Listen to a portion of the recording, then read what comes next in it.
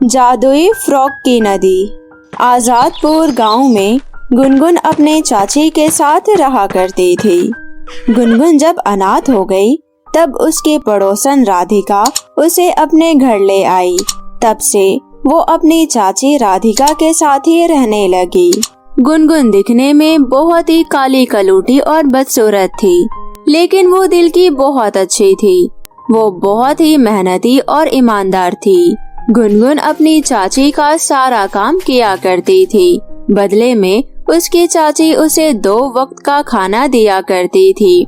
गुनगुन की बदसूरती की वजह से कोई भी लड़कियां गुनगुन से दोस्ती करना नहीं चाहती थी, जिस वजह से गुनगुन को बहुत बुरा लगता था। चाची, ये गली की लड़कियां मुझे काली कलूटी कहकर क्यों चढ़ाती रहती हैं? गुनगुन, किसी के चढ़ाने से कुछ नहीं होता।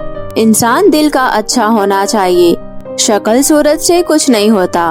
भगवान श्री कृष्ण भी तो काले थे, लेकिन आज उन्हें सारी दुनिया पूछती है ना।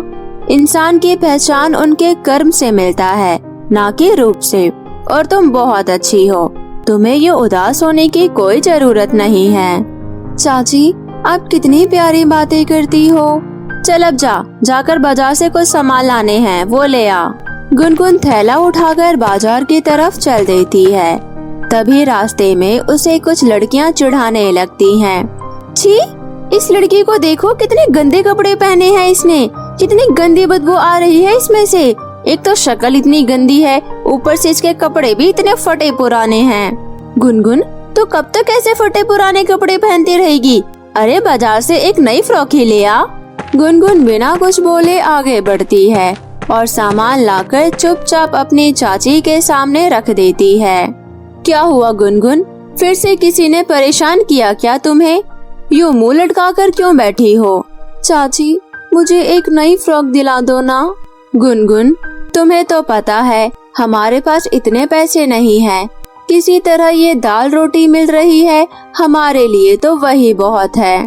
चाची, तुम चिंता मत करो, अब से मैं भी आपके साथ खेतों में काम करूंगी। फिर देखना, हमारे पास भी सब कुछ होगा। मैं आपके लिए भी नए नए कपड़े लेकर आऊंगी। ये सारा खेल पैसों का है गुनगुन। हर जगह पैसा लगता है और हम पैसों से ही लाचार हैं। सब्र करो चाची, ऊपर वाले को कभी तो हम पर भी रहम आएगा। अगले दिन गुनगुन नदी के किनारे एक पेड़ के नीचे बैठ ऊपर वाले को ही याद कर रही थी। हे ऊपर वाले, कुछ तो चमत्कार दिखा, अपनी भी नैया को पार लगा दे। क्या हम हमेशा ऐसे ही गरीब रहेंगे? कुछ तो रहम खाओ। इतने में ही नदी में से एक आवाज आती है, अगर इरादे नेक है तो चाहे भी अनेक है। ऐसे घबराओ मत गुनगुन, मैं नेक लोगों की हमेशा मदद करती हूँ। आप कौन है? मैं जादुई फ्रॉक की नदी हूँ। इतना सुनते ही गुनगुन हाथ जोड़कर नदी के सामने खड़ी हो जाती है।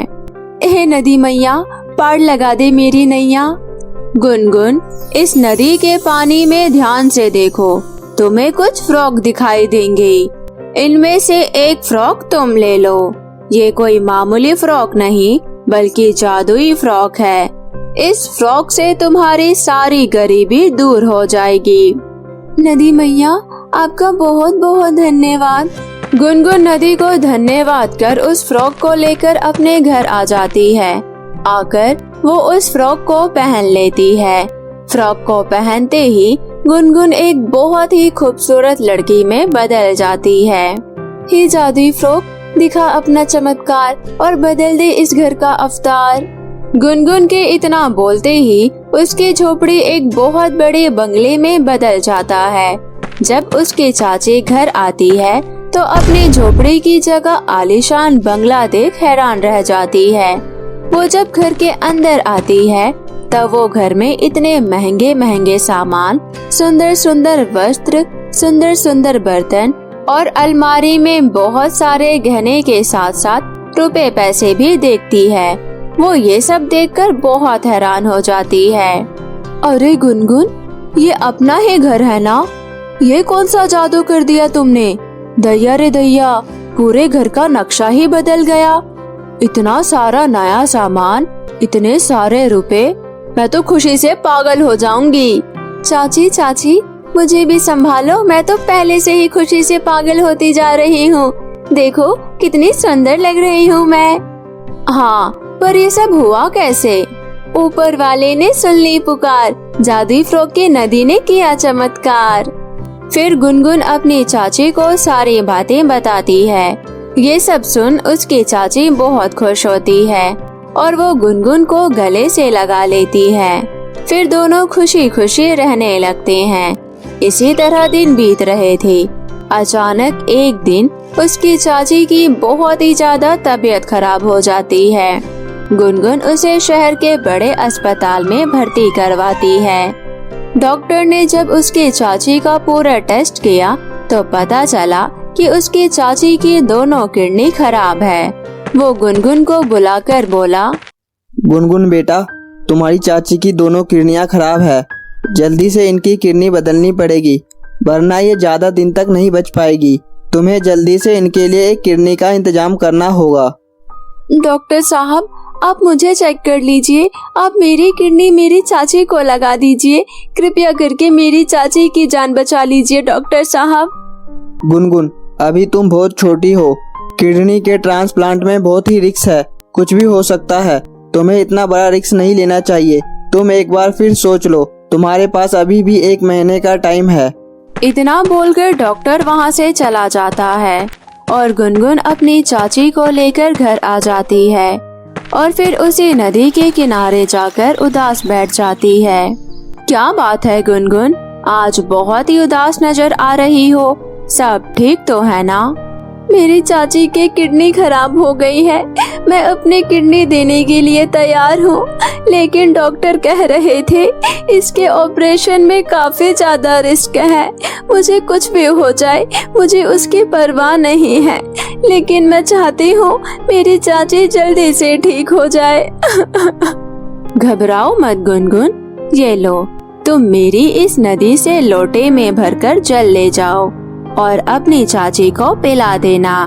तुम्हारी चाची एकदम ठीक हो जाएगी। गुनगुन फिर से एक बार उस जादुई नदी का धन्यवाद करते हुए लोटे में जल भरकर अपनी चाची के पास आती है और अपनी चाची को जल पिला देती है। चाची ने जैसे ही जल पिया वो बिल्कुल ठीक हो गई। डॉक्टर ने उसकी चाची को फिर से चेक किया। चेक करने के बाद डॉक्टर गुनगुन से बोला, गुनगुन, अनबिलीवेबल, बहुत ही आश्चर्य की बात है। मैंने आज तक अपने मेडिकल हिस्ट्री में ऐसा चमत्कार होते हुए नहीं देखा। तुम्हारे चाची के दोनों किडनी बिल्कुल ही ठीक हो गए। अब तुम अपने चाची को अपने घर ले जा सकती हो। इनको अब किसी इलाज की जरूरत नहीं है। Thank you so much doctor. वो अपनी चाची को खुशी खुशी घर लेकर आ जाती है। जादुई नदी और उस जादुई फ्रॉक की वजह से उनकी दुनिया खुशियों से भर जाती है और वो दोनों खुशी खुशी अपना जीवन यापन करने लगते हैं। तो मेरे प्यारे दोस्तों, कैसी लगी आपको मेरी ये कहानी? मुझे कमेंट करके जरूर बताएं और इसी तरह नई नई और मजेदार कहानियाँ देखने के लिए मेरे चैनल मोमो टीवी को अभी सब्सक्राइब कर ले और साथ ही इस बेल आइकन को दबाना ना भूले। तो मिलती हूँ मैं आप सभी से फिर किसी नई कहानी के साथ।